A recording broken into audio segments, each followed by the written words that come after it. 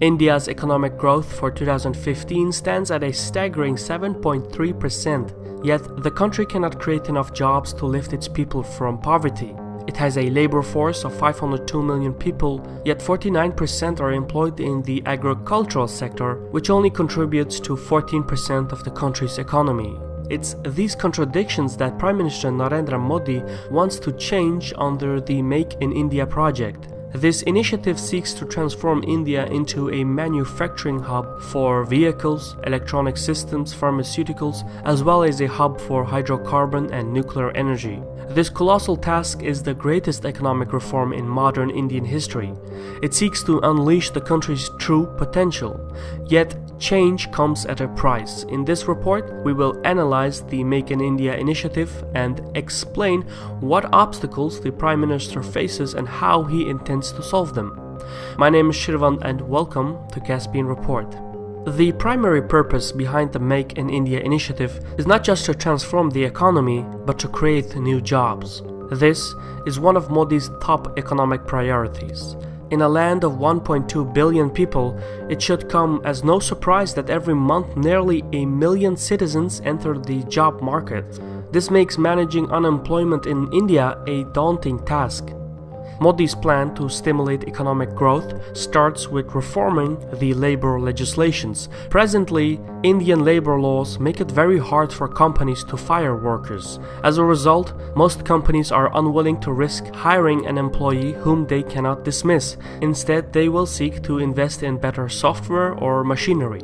Thus, even though the economy grows at a pace of 7%, it has not yielded in more jobs. As a result, instead of seeking formal jobs, the majority of Indians turn to the informal market. This includes jobs with no fixed incomes and systematic work conditions, such as construction workers, mechanics, shopkeepers, and more. Currently, about 80% of India's 502 million labor force is employed in the informal economy. Ironically, Indian labor laws, which were meant to protect workers in a formal economy, have actually hurt the job market and stimulated an informal economy and poverty.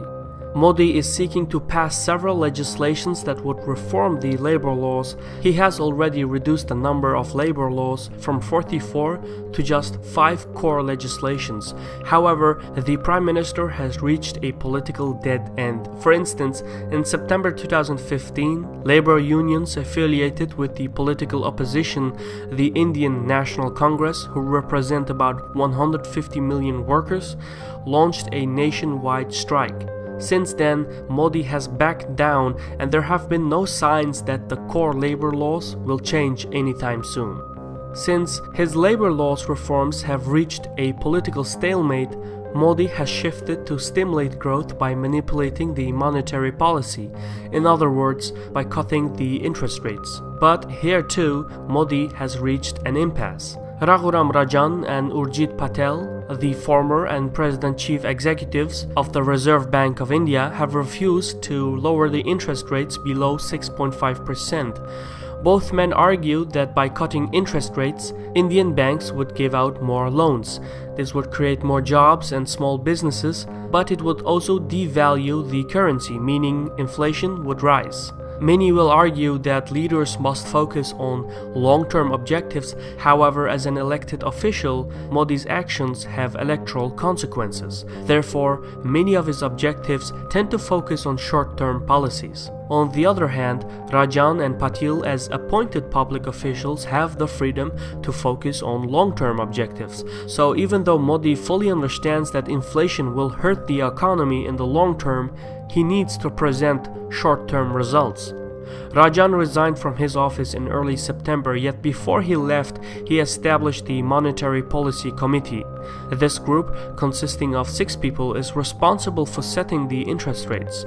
Thus, even in the absence of Rajan, Modi will have a hard time adjusting the interest rates.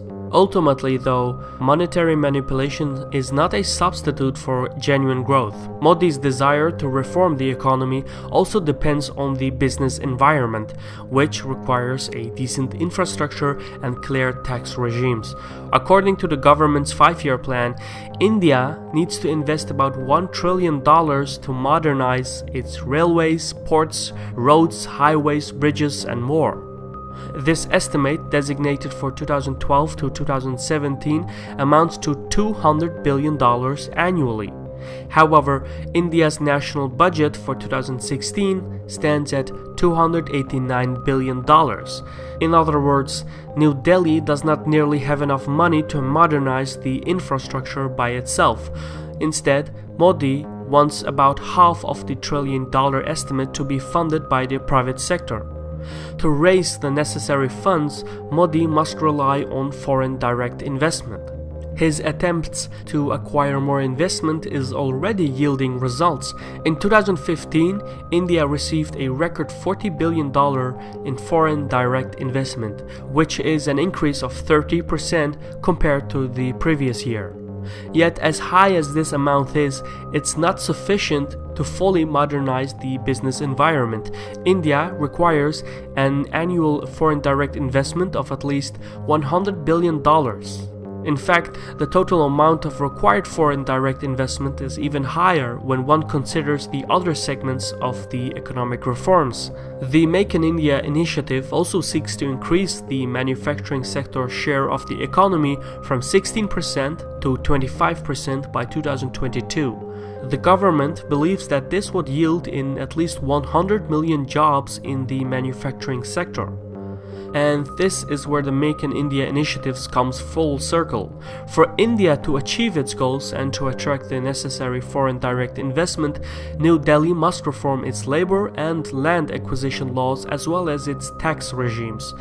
We explained the land labor laws earlier, however, improving the business environment also depends on land acquisition laws and tax regimes. Currently, India's land acquisition law of 2013 requires companies to obtain approval from at least 70% of the local residents before the land can be acquired. Since nearly 70% of Indians live in villages, the acquisition law complicates matters for companies seeking to expand their base of operations in India. Modi is trying to adjust the acquisition law, but since the legislation has a direct impact on the majority of Indians, it's an extremely difficult task. One more legislation that the Prime Minister is seeking to adjust is the Goods and Services Tax Bill, also known as the GST Bill. Basically, the legislation seeks to introduce value-added tax in India, which is a common consumption tax in Europe and many other countries. For outsiders, this is hard to imagine, but in India, every state has a different tax code. As a result, one cannot freely transport goods within India. Instead, one has to stop at the state borders and pay the entry tax. The biggest complication with these tax regimes is not the tax fee itself, but the dreadful paperwork, which can take up to several hours. Obviously, this hinders further economic growth. Modi is now trying to get the GST bill approved by the parliament, and the legislation would create a single national market and therefore enhance internal movement of goods and services. The bill would also lower manufacturing costs and boost domestic consumption. However, some states want to protect their tax base and thus oppose the GST bill. Yet perhaps the biggest obstacle to the bill, as well as other legislations, is India's complex legislative process. For instance, introducing a single national market through the GST legislation would also boost inflation for about 2 years. For Modi, timing is everything. His actions have electoral consequences. This becomes more evident when one considers that India's next general elections is scheduled for 2019, meaning if Modi wants inflation to drop by 2019 so he stands a chance to get re-elected, then he must get the GST bill approved as soon as possible. As things go, once approved by the parliament, the legislation would also have to be approved by every Indian state. The opposition party fully understands the inflation deadline, so they are deliberately seeking to delay the legislation in hope that inflation will remain high during the 2019 elections. Such a scenario could ultimately cost Modi the elections. Overall, India has 7 national political parties, 48 state parties, and another 1,600 state-affiliated organizations. Working within these parameters is no easy task. Currently, Modi's ruling party holds a majority in the lower house of the parliament. However, to pass the land, labor, and tax legislations, Modi must increase his party's representation in the upper house of the parliament. At the present, the opposition party holds enough seats to block legislations. To gain a majority in the upper house of the parliament, the ruling party must win state assembly elections. 5 such elections are scheduled for 2016. These will be essential for the success of the Make in India project. Ultimately, India's complicated bureaucracy is too often exploited by elected and public officials. This, above everything else, forms the country's greatest obstacle. Aside the legal proceedings, one more crucial component will determine the success of the Make in India initiatives. Economies run on energy. As India expands its manufacturing sector, its appetite for energy will grow. New Delhi must seek to acquire new sources of energy as well as address the implementation of new technologies. This and more we will cover in part 2 of the Make in India initiative. This was a Caspian report by me, Shirvan.